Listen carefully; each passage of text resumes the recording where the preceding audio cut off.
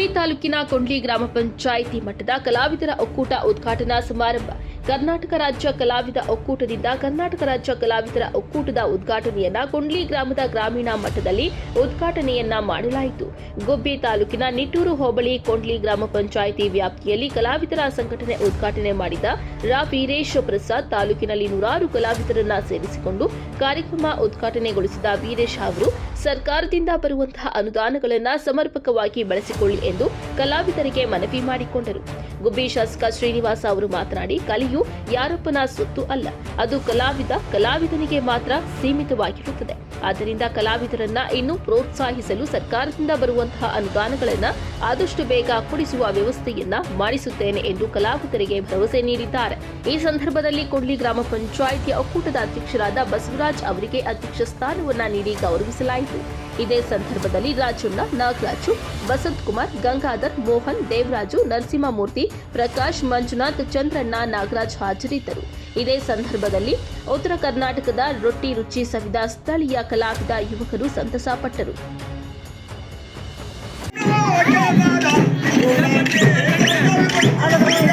ಚೆನ್ನಾಗೈತಾ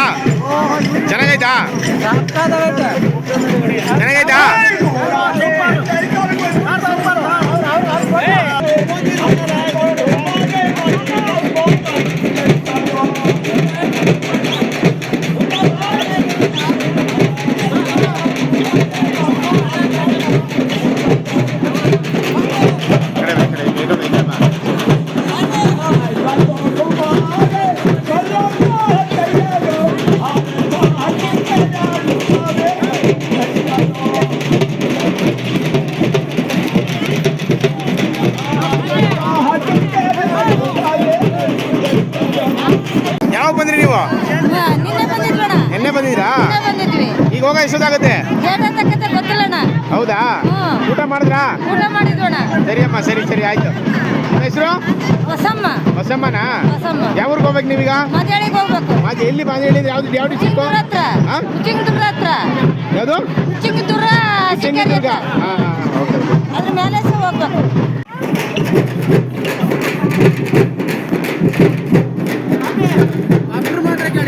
ನೀವು ಎಲ್ಲಿಂದ ಬಂದ್ರೆ ಬೆಳಿಗ್ಗೆ 8 ಗಂಟೆ ಹೊರಟ್ರಿ. ಅದೊಂದು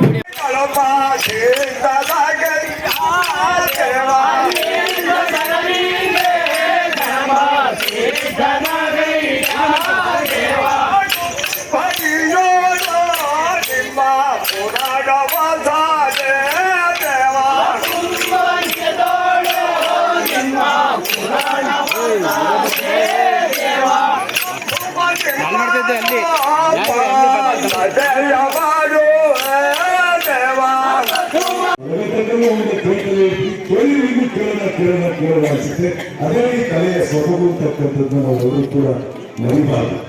ಅಷ್ಟೊಂದು ನಮ್ಮ ಮನಸ್ಸಿಗೆ ನೋವು ಎಷ್ಟೇ ಕೆಲಸ ಇರಲಿ, ಎಷ್ಟೇ ಮನಸ್ಸಿಗೆ ಬೇಜಾರಿರಲಿ, ಈ ಕಲಾವಿದರ ಮಧ್ಯದಲ್ಲಿ ಮತ್ತು ಈ ಕಲೆಯ ಹಾಡುಗಳನ್ನು ಕೇಳ್ತಾ ಹೊರಗಡೆ ಎಲ್ಲವನ್ನು ಮಾಡಿಸ್ಕೊಡ್ತೀವಿ.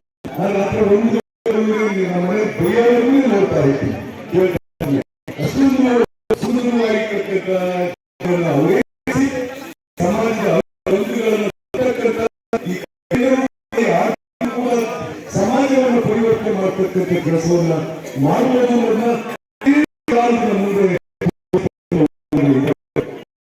ಉಳಿಸ್ತಕ್ಕಂಥ ಕೆಲಸವನ್ನು ನಾವೆಲ್ಲ ಮಾಡಬೇಕಾಗುತ್ತೆ. ವಿಶೇಷವಾಗಿ ಗ್ರಾಮೀಣ ಪರಿಸರದಲ್ಲಿ ಅನೇಕ ಮಹಾನ್ ಕಲಾವಿದರು ಉದಯವಾಗಿರ್ತಕ್ಕಂಥದ್ದನ್ನ ನಾವು ಕಾಣ್ತೀವಿ. ಬಹುಶಃ ಅದಕ್ಕೆ ಹೆಚ್ಚಿನ ಪ್ರೋತ್ಸಾಹ ಸಿಗ್ತದೆ, ಅಲ್ಲೇ ಗಮನಿರ್ತಕ್ಕಂಥದ್ದು ಕೂಡ ನಾವು ನೋಡ್ತಾ ಬಂದಿದ್ದೀವಿ. ಅದು ಆಗಬಾರ್ದು. ಕಲೆಯನ್ನು ಉಳಿಸಿ ಬೆಳೆಸ್ತಕ್ಕಂಥ ಕೆಲಸವನ್ನ ಎಲ್ಲರೂ ಕೂಡ ಮಾಡ್ತಕ್ಕಂಥ ಕೆಲಸವನ್ನ ಮಾಡಬೇಕಾಗುತ್ತೆ. ನನ್ನೂರಲ್ಲಿ ಒಬ್ಬ ರಾಜ ಹುಡುಗ ಇದ್ದಾರೆ.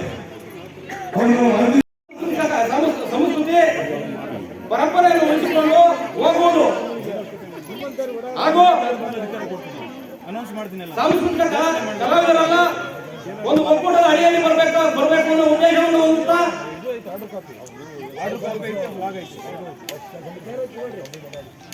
ಕಾರ್ಯನಿರ್ವಹಿಸುವ ಮೂಲಕ ಕಲಾವಿದರು ಜೀವನಕ್ಕೊಂದು ಭದ್ರತೆ ಹಾಗೂ ಸರ್ಕಾರದ ವತಿಯಿಂದ ವಿವಿಧ ರೀತಿಯ ಸೌಲಭ್ಯಗಳನ್ನು ಪಡೆದು ಉತ್ತಮವಾದ ಗೌರವಯುತವಾದ ಜೀವನ ನಡೆಸಲು ಎಲ್ಲರೂ ಜಾಗೃತರಾಗಿ ತಮ್ಮ ಕಲಾ ಸೇವೆಯನ್ನು ಮುಂದುವರಿಸಿಕೊಂಡು ಹೋಗ್ಬೇಕು ಅಂತೇಳಿ ತಮ್ಮಲ್ಲಿ ಪ್ರಾರ್ಥನೆ ಮಾಡ್ತೇನೆ ಬಂಧುಗಳೇ. ಕಲೆ ಅಂತಕ್ಕದ್ದು ವಿದ್ಯೆ ಎಷ್ಟು ಅದು ಅಷ್ಟೇ. ವಿದ್ಯೆ ಸೋಮಾರಿಗೆ ಸಿಕ್ಕಲ್ಲ ಅಂತ ನಾನು ಹೇಳಿದೆ. ದುಡ್ಡು ಕಾಸು ಅನುದಾನ ಅಂತಕ್ಕದ್ದು ಕ್ಷಣಿಕವಾಗಿರ್ತದೆ. ಆದ್ರೆ ಕಲೆ ವಿದ್ಯೆ ಅಂತಕ್ಕದ್ದು ನಾವು ಜೀವನ ಇರ್ತದೆ. ಅದಕ್ಕೆ ಒಂದು ಸಂಸ್ಕೃತ ಒಂದು ಶ್ಲೋಕ ಹೇಳ್ತಾರೆ ಬಂಧುಗಳೇ.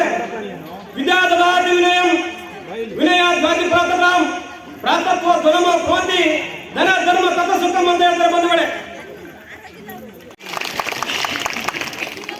ನಮ್ಮ ಜೊತೆ ನಮ್ಮ ಸಂಘಟನೆಯಲ್ಲಿ ದೊಡ್ಡಬಳ್ಳಾಪುರ ತಾಲೂಕಲ್ಲಿ ಮೆಂಬರ್ಸ್ ಆಗಿ ಹೋರಾಟ ಮಾಡಲಿ, ಫಂಕ್ಷನ್ ಮಾಡಲಿ. ಈ ಒಂದು 2 ವರ್ಷದಲ್ಲಿ ಕಾರ್ತಿಕ ಹಾಲಿನಲ್ಲಿ ರಾಜ್ಯ ಮಟ್ಟ ಸಮಾವೇಶ ಮಾಡೋದು. 10 ಜನ ಬಂದು ರಾಜ್ಯ ಮಟ್ಟ ಸಮಾವೇಶ ಕಾರ್ತಿಕ ಹಾಲಿನಲ್ಲಿ. ಇಲ್ಲಿ ಪ್ರಮುಖ ವಿಚಾರ ಬರ್ತೀನಿ. ಗುಬ್ಬಿನಲ್ಲಿ ಒಂದು 18 ವರ್ಷದಿಂದ ಒಂದು ಕಲಾವಿದರಿಗೋಸ್ಕರ ಒಂದು ಸಂಘಟನೆ ಪ್ರಾರಂಭವಾಯಿತು. ಗುಬ್ಬಿ ವೀರಣ್ಣ ರಚನೆಯಲ್ಲಿ ಅಭಿವೃದ್ಧಿಗೋಸ್ಕರ.